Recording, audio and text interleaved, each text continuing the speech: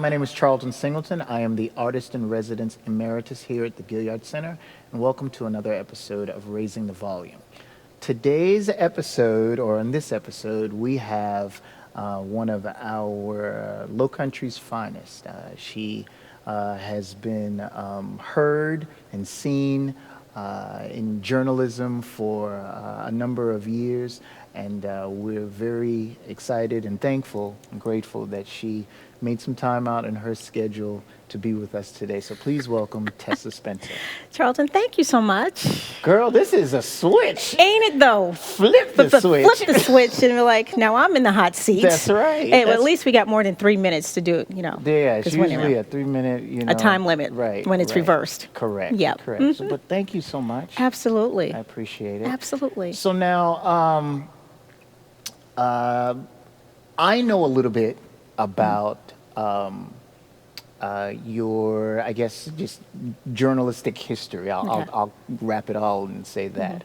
Mm-hmm. But let's start a little bit back and see how we got to this Sure. point. You are born and raised here? Yeah, born in MUSC back in 1960. Yeah, and it was on a Saturday, and it was raining. It was raining. I don't remember that, but my husband likes to look up old newspaper clippings. And so when we met, he was like, well, let's see what was going on in the world on the day that you were born. So that's the only way that I know that. That's it. That's it. That's it. Mm-hmm. Rainy day. Rainy day on a Cue Saturday. music, rainy day in Georgia. Georgia, but yes. it's not Georgia. You No, know? it's not exactly. Right. Yeah. And so, did you live downtown Yep. or east of the Cooper? No, live downtown. Right there where now it's known because everything is developed and has been changing, and all these places that didn't have names now have names. Right. So I guess I grew up in what is called Central. Central downtown. Okay. So that strip that's in between Rutledge Avenue and King Street in the area of Hampton Park there. So I've lived on King Street, I've lived on Sumter Street, and in more recent years, on Maverick Street with Jerusalem Baptist Church right there in the corner. Yeah. Yeah, Maverick Street. All right. Educated in the public schools here? Not quite. Not quite. Almost. Okay. It was a Cathedral of St. John the Baptist. Ooh, you went to Cathedral. I went to Cathedral. Yes. Okay. Down there on Broad Street, Broad and Queen. I grew up, went to school there. But I did go to public school because my mother, the woman who raised me from the time I was 5 months old, she wasn't my biological mother. She taught in the Charleston County School District. She retired after 30 years when I was in college, but she sent me to private schools. Okay. And I think my fourth year at Cathedral, there was a little incident where I got up, because I was a hyperactive child, and we had a new teacher that year, and I got up to throw away something in the trash can. She didn't like that, so I had to write down the words and the definitions of words starting with the letter A. So my mother didn't like that too much. She had some choice words. Oh my gosh. Ooh. Okay. Oh my goodness. Sister Carmelita was the principal at the time. I was just, so embarrassed. But so she pulled me out, sent me to James Simmons. James Simmons. James Simmons, where I went for part of fourth grade, all of fifth grade. Little known fact. Yeah. I went to kindergarten at James Simmons. Really? Even though I'm from 10 Mile and Allendale. Yeah, we didn't have zoning back then, right? No, you could go wherever you wanted. No, Yeah. but my first cousin was the kindergarten teacher, and then I had another cousin that taught second grade there. Oh, awesome. And so I would just ride to school with them in the morning. Made sense. But yeah, James Absolutely, Simmons. James Simmons, and I loved it. Fourth grade was Mrs. Powell, and I ran into her at a Mother's Day event that I spoke at a church downtown, and I hadn't seen her since 1970, and I was amazed that she was still alive. But it was great to see her, and Ms. Dash was my fifth grade teacher, Reverend Dash's wife, and I remember her, and then I went to Sacred Heart for a year. Yeah, and at that time, it was almost like a public school. And in behavior-wise, so my mom pulled me out of that, and I went back to Cathedral, and then Bishop England for high school. Bishop England for high school. Yeah. I know we were talking about and Yeah, stuff back like that, but when did you graduate from Bishop England? 86. 86. 86, way back when. That's I think I did the math on it not too long ago, and I think that was like 36 years ago. That's not way Depending on back. when this airs, might be the 37 by then, That's huh? not way back. What? We ain't old. like No, we're that. not. Yeah. But when you put it in terms of that was 36 years ago. All right. Look at okay, it from yeah. that. I mean, that's an adult, a whole adult, That is married okay. with children. Right. Yeah. Okay. Okay. I got you. Okay. I follow you. On Yeah. that. All right. Bishopton downtown. The original campus. Yes. Let's not get it twisted. Right. Let's not get it twisted. That's See, the. I said the same thing about being a graduate of Wando. I went to Uh-huh. the old campus. Gotcha. So I'm like the original. That's right. The original Wando We the campus. OGs. That's Right. when, school was school. It was fun.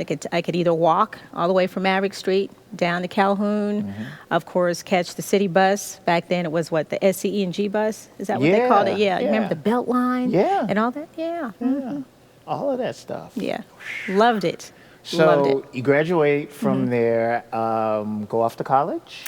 But I stayed local. Okay. And I did stay on campus, again, Baptist College at Charleston. Baptist College. Which is now Charleston Southern Southern, University, yeah. which I always have to say that first. And so Right. I always say I'm a graduate of Baptist College, also Charleston Southern Southern, University. right. Yeah, because my degree says Baptist College. All Yeah. right. So, but I lived on campus, so I was still able to have that that away from home Oh, yeah, feel. yeah. Because I started out, I was accepted at the College of Charleston, and was involved with the Spectra program that summer to get ready for college. But then I think Baptist called, and I think they said something about more financial aid. My mom was like, "Guess what?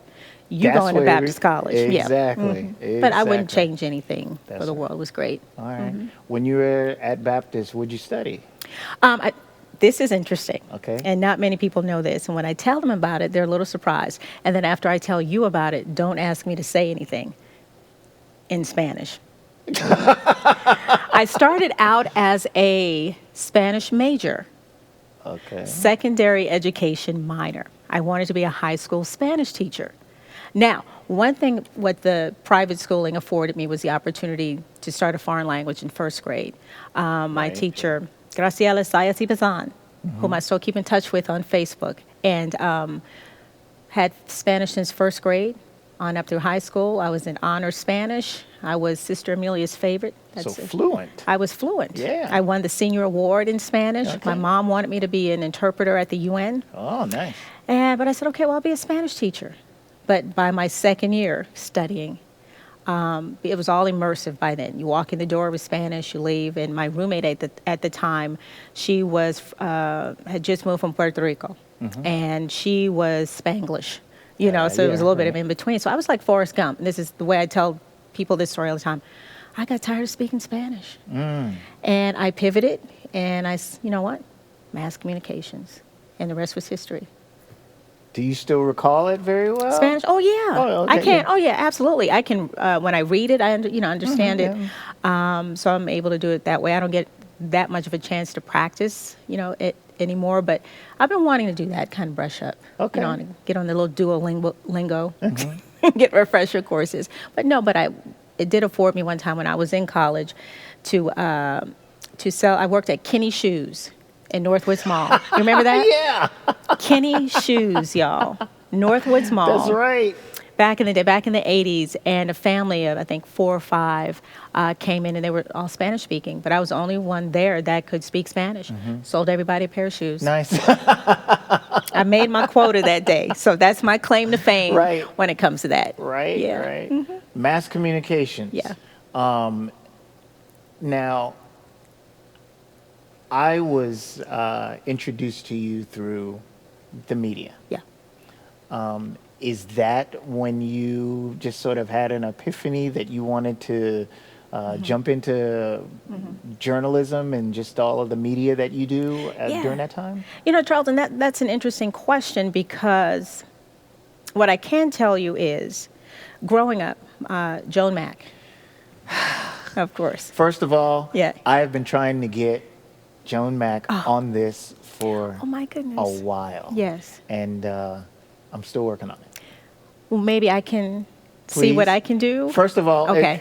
explain to Yes. everyone who Joan Mack is. She is my aunt, first and foremost, my mother's sister, And she was the first African-American female to anchor a primetime newscast in the city of Charleston back in the 1970s. Yes. So she was a trailblazer. Yes. And I remember, growing up in elementary school, because her son Chucky and I are, I think, like a month apart. We're the same age, so we went to school together. Just being at different events, if the news team was there, I think at that time it was Channel 5. She was with Channel 5, and I go, Aunt Joan, you would see her, and she's, working the crowd or the sidelines or whatnot. So was always proud in that particular standpoint, not knowing that that's what I wanted to do. But I did say to myself, I think I remember at 5, I wanted to be a news anchor. I was a news junkie at about 5 years old because my mama, the woman who raised me, she loved news. Right. We went to sleep listening to talk radio. Everything. I remember when John Lennon, was killed, all the breaking news, hearing it overnight. I remember all of that. And then CNN came about. And I just knew I wanted to do that. But I never pursued it. I never went in saying, this is what I want to do. Okay, yeah, I said I wanted to major in mass communications, but Charlton, I had absolutely no plan after that. In fact, when I got out of college, and my mom's like, okay, you've graduated now in about 3 weeks. You need to get a job. What's up? You know what I mean? So Carolyn Murray at that time was in radio, right? And she went to high school, I believe, with my brother.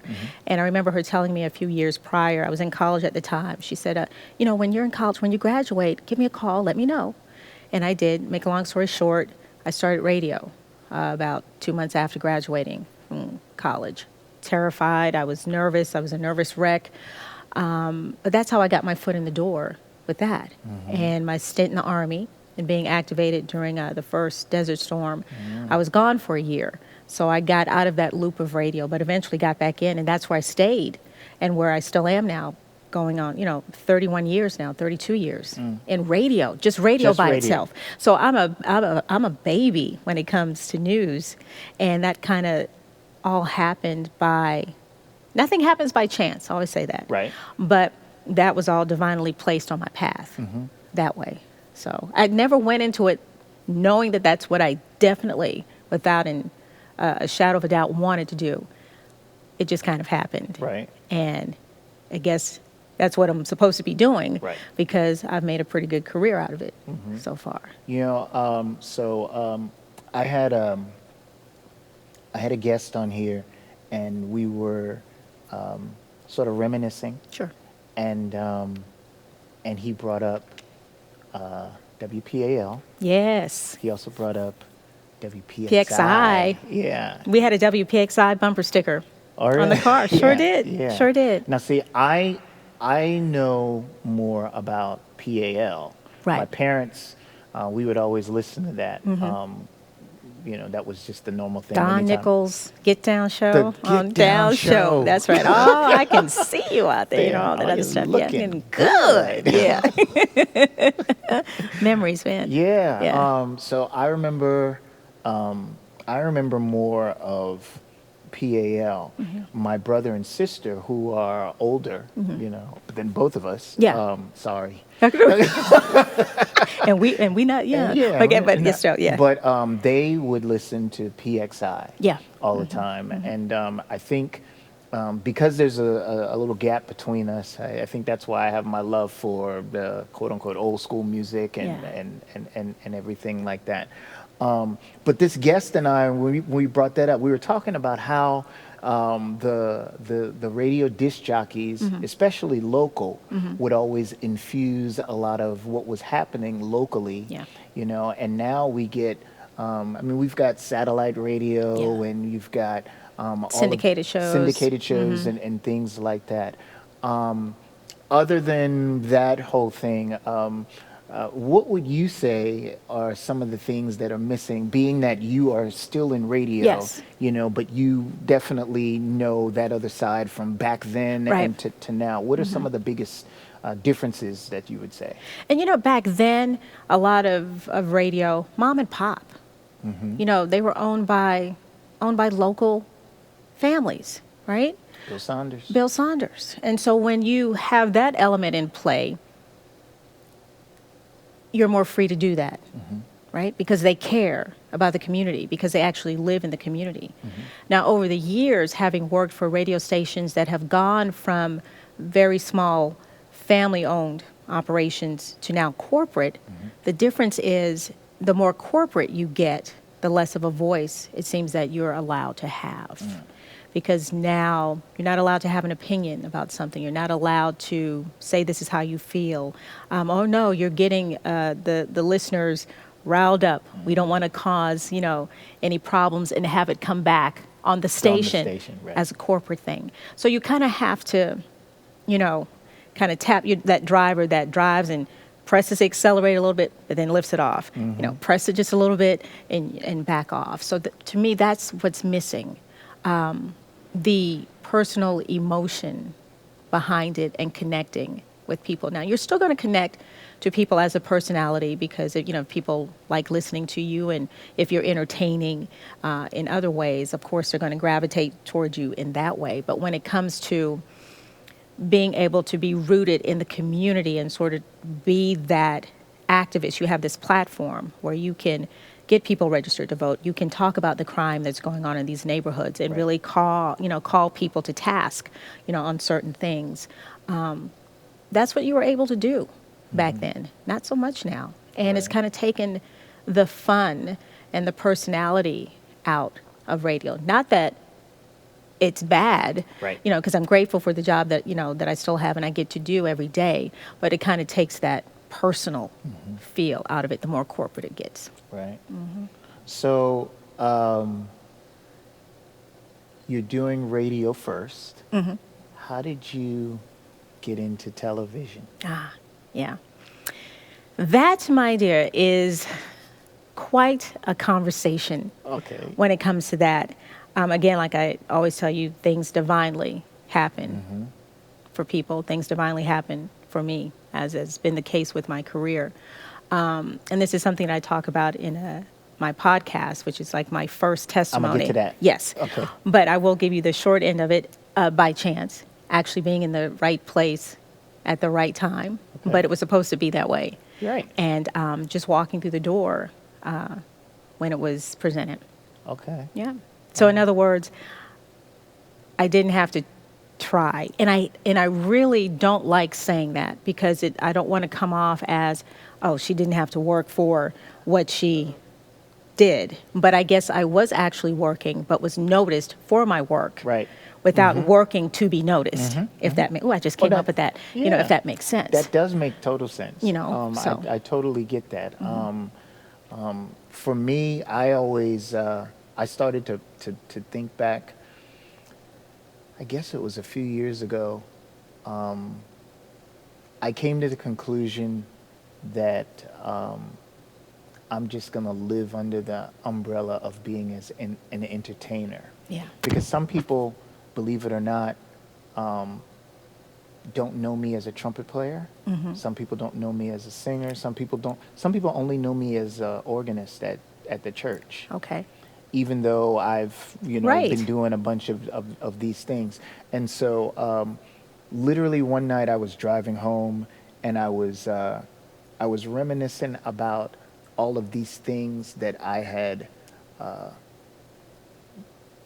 just watched on television when I was a little boy, and seeing how some of these famous entertainers deliver a line and stuff, and I would recall how I would get my little VCR tape and I would tape them all and I would rewatch them and I could recite everything and how I do that on stage now. And even though I never thought I would be a performer, ever, was totally scared of being on stage. It wasn't until recently that I came to the conclusion of, I have been rehearsing for this, and people have seen me do other things, and then asked me later on, hey, can you come and MC this, or can you come and do this? Sure. And I'm like, well, how did you come? How did you pick me? Right. I've never done that before. Yeah. It's like, yes, you have. So I totally understand what you're saying with regards to that. Yeah. And see, that's where, I had heard you on the radio, of course. Yeah. But I think officially meeting you was on Low Country Live, Yeah. on Channel 4, the lifestyle show. Yeah, Yeah. you guys would come in and perform. Right. And you would let me play your tambourine. Wait a minute. You were supposed to bring me. I was supposed to bring you a tambourine. This is how he treats me. I'm sorry. You just never indulge me. Though you did let me play it out in Awanda. Yeah. Yes. Over the summer or so. Yeah. Okay. Yeah. I'm I'm a sorry. closet tambourine person and a And percussionist. she claims that she can salsa dance. Yes. I haven't done that in a while. But sure, I can. Okay. Yeah, man, I can do anything. I can break dance. Because, I'm older than break dancing. You can break dance. But not the spinning Can on the you floor spin part. I was about to ask No. if you can spin on it. Can No. you windmill? And break a hip? Yeah, no, right? No, I can't. No, but the Oh yeah, all of that. the pop. Oh yeah, I you can do pop that. and lock. Yeah, all right. That's That stuff. Yeah, Okay. like I said, I'm older than Sesame Street. I'm older than The First Walk on the Moon. I'm older than hip hop. I'm older than breakdancing. The list goes on. Stuff that I have, seen. I know it's true. You laugh, I know, but I know. yeah. I just laugh because it's just It's the that's truth. the good stuff. No, that's the good but stuff. that's when life was, great, and we didn't have any worries. It was fun, with everything going on in the world. But yeah. So, television and that journalism, which is different from radio, of course. It is. How has that changed in your eyes over the years? Well, from what I can speak from my standpoint in the changes that I've seen going on now for almost 12 years, wow, time has flown by. I've been in it now going on 12 years. And I think news changes as the world's climate changes. So it just kind of all depends on what's going on in the world. Right. If the world is at unrest, the news depicts that.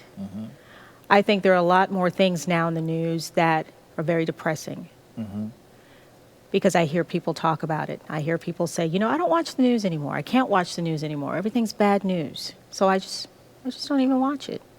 That's one way. The other is that now people are getting their news other ways. Yeah. They don't have to sit at home like we did back in the day, growing up, knowing that the news came on at that time. By that time, you'd already had dinner. And after that, it was time for you to take your bath and go to bed. You could live your life. We sat there and watched Walter Cronkite. That's right. Oh, that's the way it was. And Yes, that's the way it was, and loved it. And that was it. And of course, growing up and, everybody in our family watched, Channel 5. We grew up with that. That's the heritage station. That's understood. And watching Bill Sharp and Charlie Hall. Charlie Hall. Yes. Right around the corner from here on East Bay Street. Exactly. Yeah, Actually, when I was in junior achievement, one year we were in that building. I was at junior achievement in high school at that building, back then. So it's changed in the way that people can get their news now. So they don't have to sit at home and wait for the news to come on. They can get it on their phone, right? It's everywhere. It's right there in your hand. It's on your tablets. It's on your cell phones. The alerts that you get, it's on Twitter. It's on Facebook. It's on all of these social media platforms. So I think it's changed in that way where, one, it's great. It's more accessible. But two, getting to know your local talent, so to speak, that actually live in your neighborhoods. Or, I can go to the neighborhood Walmart and stand in the meat section and have a conversation with somebody, which I did one Thanksgiving with a gentleman early Thanksgiving morning because I was running in to get something. We stopped and talked for about 25 minutes. And it's those types of connections. And nowadays, the younger generation of news journalists that are coming in, they want to get to the top fast. So they're not sticking around as long. And so they're here for 2 years, do their contract, and they're gone. So you're not really building those connections with the community anymore. So those are about 3 different areas, with it being depressing, the way people are now accessing, and journalists' career goals now. So television, radio, how do you juggle that? And okay, that's a loaded question in that, let's say, prior to the pandemic and before I started doing evening news, because I used to do morning remember? news, right? Yeah. So I do morning news and go straight to my midday shift at the radio station. So that was an easier type thing, right? Pandemic, and now I'm doing the evening news. It would make for a pretty long day if, I would have, get home after midnight, and then I would have to be at the radio station, let's say 9:30, 9:45 the following morning, and then work from literally 9:45 to 11:30 at night. What the pandemic has afforded, the ability to do the hybrid, work from home, which I do have a studio at home. So I can do my first part of my show. Exactly. So I think the pandemic in ways has kind of helped that. So I have a better work-life balance. So I still get up around 9 in the morning, start radio. I still do my prep. I'm still, looking for the news of the day that way. And I'm actually, in the studio physically a couple of times a week. So I have understanding employers on both sides for both television and radio, because when I went into television at the time, the station manager knew that my background was radio, knew that that's what I did for a living. That was my career. And I'm lucky that they didn't want to separate that or take that away from me. So they've always allowed, just as long as everyone else knows that that's my mama, that's my main thing, right? But radio, they understand. They'll check. Do you have anything to do with TV? Do you have to do this? Because we need you to do this. So that way it kind of works. Now, when I've got radio and television and life, because now start to go to more doctor's appointments during the week. I got my eye appointment the other day. Next week, I got to go see my back doctor. Right. Now we start throwing in things as you get older. It's just like, oh, wow. So then that's when you have to get really creative, with your time. And I've got to get more rest, to kind of make it happen. But, yeah. Right. I make it happen. Oh, yeah, you do make it happen. That's always going to be the thing. Yeah, I think we'll it's second nature. Right. I think now, so I just do it. Right. Yeah. So now, you have been an announcer on Gospel Stellar Awards. The Stellar Awards. First of all, tell us all what the Stellar Awards are. The Gospel Stellar Awards is sort of like the Grammys for gospel music. And so they do it virtually, the same way. Your big stars, Dinah McCurk and Kirk Franklin. So there's a Dove Awards, right? Yeah, that's more of your mainstream, if you will, gospel. Okay. I know of a young man that just recently won a Who? Dove Awards. Who? Kilante. Yes. Yeah. Kilante has also won awards with the Stellar Awards. He actually performed, I believe, this year, because I remember reading his name in the billboards, the opening billboards of who was going to be on the show. Kilante is a young man from the Somerville area. Okay. And that I didn't know. Yeah, he's local. Kilante Gavin? Gavin. Yeah. He is just a phenomenal vocalist. So young and so talented. Yeah. That's the award you want to get. Exactly. Exactly. The Dove Award, because it's what it is sort of like it's what the BET Awards is to the Grammys. Right. So it's that own niche of Black gospel, right? And Black contemporary gospel, and you still have your old school gospel, thrown in there. But the Dove Awards is that crossover. So now, how did you get that gig? Because every time it comes up, I'm like listening. That's my friend Tessa. It's the 35th annual Gospel Stellar Awards, brought to you by. I like reading that because I used to do that when I was a little girl. Yeah. Brought to you by Procter and Gamble. Such as all that stuff like that. Since '96, and I got the gig when I was doing radio in Nashville. And they were filming the awards then at the Grand Ole Opry House there. And I remember, I think a salesperson came to me. I don't know how the connection, and said, well, they're taking auditions. Can you put something on tape, cassette tape? Put something on tape, reading, some things, and they're trying to decide on a voice. And that's how it happened with that. And I've been with Central City Productions now. They're based out of Chicago. Don Jackson, which is a family-owned production company. And I've been with them since '96. I do their mentoring kings, mentoring queens. I've done the television announcing for the televised Bud Billiken Parade in Chicago. Ooh, yeah. I've done, there's something else I'm working on right now. I'm starting to lose track of all my different projects. Yeah. And I think I was working on 3 projects at one time from them. They're just like, okay, well, we need you to do this. And I was like, okay, wait. Hold Just up. wait a minute. I appreciate this, but I'm not sitting around waiting for you guys to send me scripts. Right. I do have a job. That's right. You know what I'm saying? No, but I'm grateful for that. But yes, since '96. So, Wow. All yeah. right. And so on top of radio, on top of TV, the announcing, mom, Yes. you know, Yes. you know, Yes. you have something else that you've got going on now. Yes. My podcast. A podcast. You have a podcast Wow, now. I'm a podcaster. Yeah, look at that. I still haven't really accepted that. The way I came about that, Charlton, was I think earlier this year, late last year, I said, and we always seem to talk about, as we get older, Right.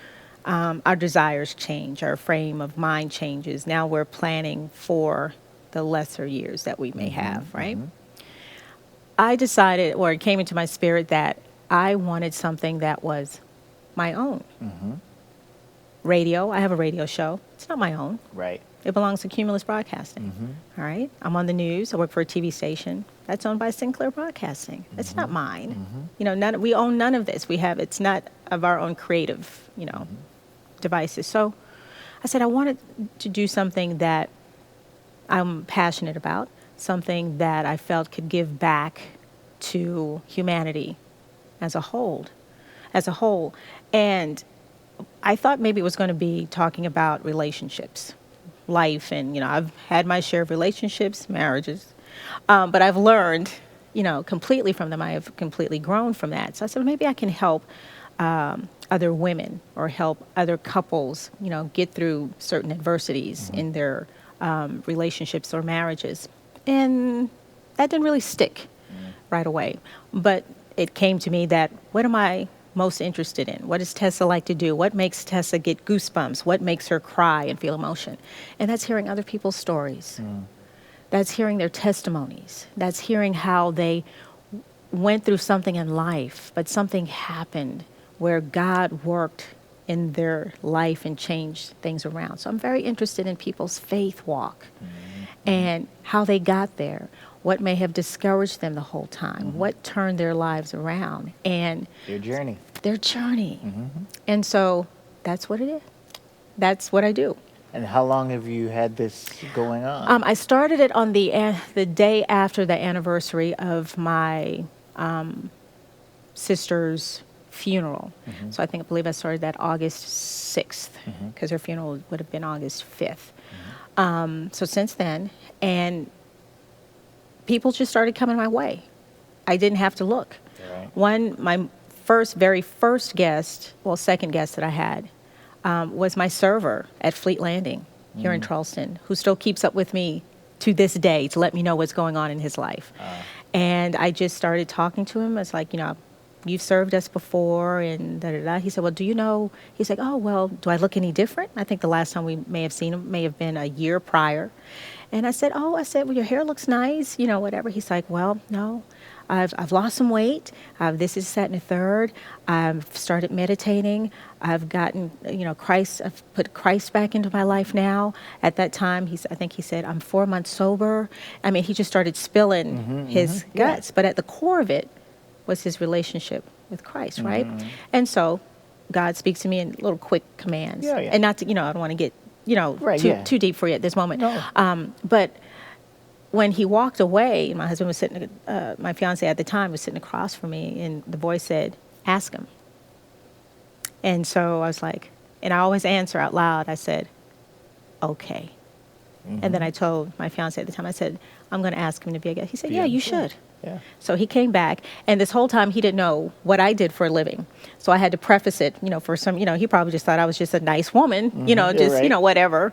And so I prefaced, I said, well, this is what I do. I said, I do radio, I do evening news here in Charleston, but I have my own personal project. Wait a minute. First, he didn't know who you were. No. Mm-mm. Well, he was of that age. They don't watch the news, honey. Oh, okay. You know what I mean? They're working. They're living life. They ain't got time to say, "Oh, Tessa's on the news tonight. Let me go." Yeah, that's my girl. Yeah. No. Mm-mm. Of course, well, I don't watch the news. You know, that type of thing. And I think he was usually working around the time I would be on the TV anyway. Okay. But then, I told him, and I said, "Would you, by chance?" I was kind of tiptoeing around it still because I wasn't still sure where this was going because I didn't have any equipment. I didn't do anything. So he agreed. And I said, wow, okay.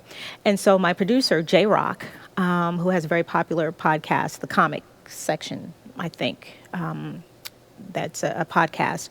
And I was a guest on his podcast, and I told him I was thinking back then, that was a year prior. Right. He's like, well, let me know when you do it. I want to help you. So what he did, in short, he texted me out of the blue, and this was after some conversation, and it was back in my spirit again to do it. And just out of the blue, he sent a text. So when you ready to get started?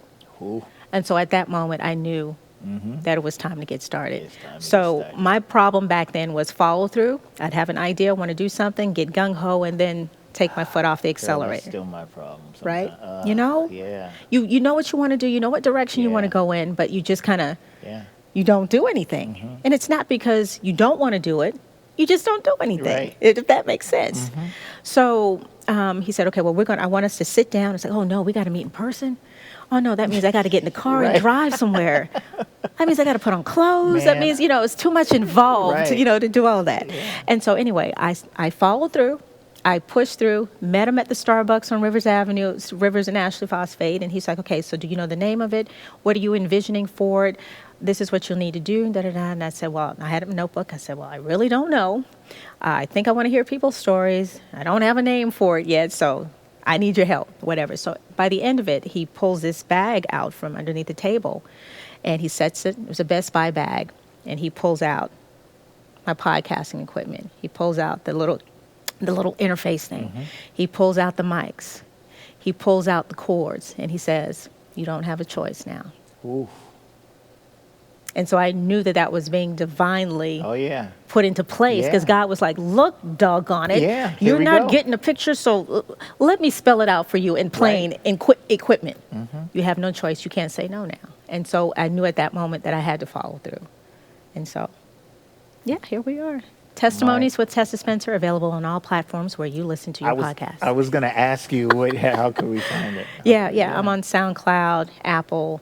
What's the other one? Spotify. Yeah. I believe, So, and I'm enjoying it. I met someone recently on a trip to New York City, Lower Manhattan, and an elderly gentleman. He's going to be a guest on the show.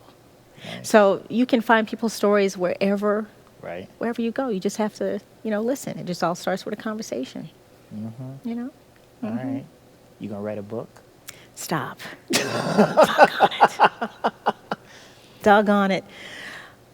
We just talked about this, see? Yeah. See how the Lord just brought that through me? And, exactly. Like and you know what? And it never fails, doggone it, that it's whenever I'm doing this, someone else randomly, and it's happened to me, I would say randomly over the past 15 years, Charlton, somebody will say, so when are you going to write your book? And I'll go, and I'll do the same reaction. Doggone it, I know. But I tell you what, I write it in my head when I'm in the shower. I'll go, oh, yeah, that'll be great. Or, I think I've got a couple of flash drives where I've actually started to write, something, but I just leave it alone. I think it's because I'm not sure what direction I want to go. I'm not sure how I want to tell the story. Do I tell the story, of course, where it first began, where, I haven't seen my father since I was in the 7th grade. I believe he's, deceased. How that affected me and how that growing up outside of my biological family, but knowing that I have my biological family and still trying to exist in both at the same time, but not feeling comfortable doing either. But knowing all the while that where I am today, all of that had to happen. Correct. Right? Yeah. So that's what the lens that I'm trying to look through it now, that, okay, I am here because this is what my life is supposed to be. I had to go through that, even at a young age, that it might not have been comfortable. There might have been some emotional deficits there as far as being told, I love you, or whatever. But I've grown from that. I'm learning, but I just want to get started, but I don't know how. to get started? Do I have a ghostwriter? Do I do it myself? Do I write, from the standpoint of, first person? Mm-hmm. Do I tell it like a biography or what do I do? I just don't know. But maybe after this, it'll come to me. I know some people that'll help you. Doggone it. Okay. And I only say that because... I'll accept it. I only say that because I started writing these little, like, experiences that I would have. Mm-hmm. Like, little things like when my parents came to one of my shows and stole my crowd. They do, yeah. I love them. You know my folks. Yeah, I know. Yeah. Mm-hmm. And they will steal a crowd. They have stolen. They stole a crowd, or getting into a debate with a kid in kindergarten in my class. Yeah. And I'm having a 5-minute, it's a long time. Yeah. Debate with a kindergartner. Mm-hmm. And how interesting it was. And I started posting all of these little funny stories or whatever, and people were like, "You should write a book about this." We love those or something things. Like that. We do. And so I have a good friend. Mm-hmm. You probably know him, Herb Frazier. Yes. Herb has written a number of books. He has, yeah. And Herb has always been yelling at me. He says, it doesn't have to be every day. Just write something down. Mm-hmm. We'll piece it together.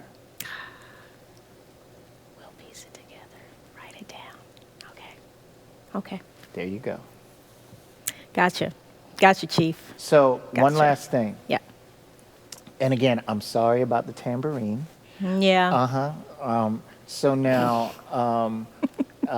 that's not going to get in the way of if I try to call into your radio show and request a song. Can you still do that? Do people still call in and request? Not so much anymore. You know why? And that's another way it's changed.